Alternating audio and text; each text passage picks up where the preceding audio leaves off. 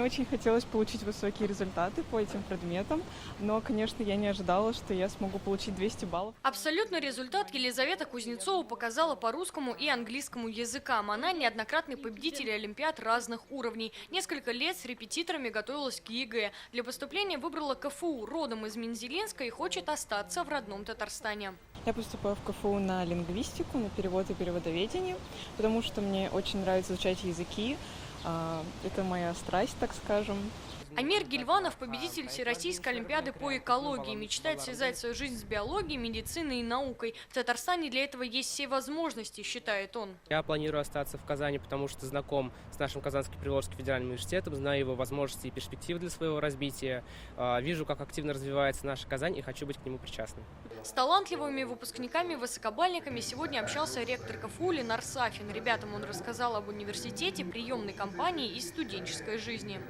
Вы выбрали наш Казанский федеральный университет.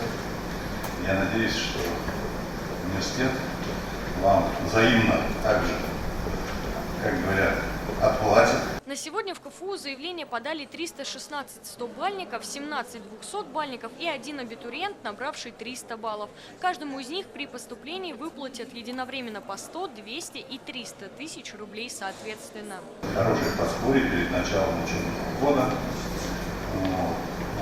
Более того, ребята, мы в течение учебного года, естественно, нас тоже будем мотивировать, у нас будут различные грантовые программы. Отличники будут повышать повышенную стипендию за счет университета. Главный вопрос у поступающих, как именно будет проходить самостоятельное обучение в университете. Из-за саммита стран БРИКС оно продлится до ноября. Студентам пояснили, все нужные материалы и лекции будут на онлайн-платформе университета. Раз в неделю у них будет консультация с преподавателями и видеоуроки. Все аудиторные занятия, которые должны быть проведены по тем же самым учебным планам в полном объеме и по времени, и по материалу, они будут проведены как в первом семестре, так и во втором. То есть никто ничего не теряет. На данный момент в КФУ подали заявление 110 тысяч абитуриентов. Приемная кампания продлится до 25 июля.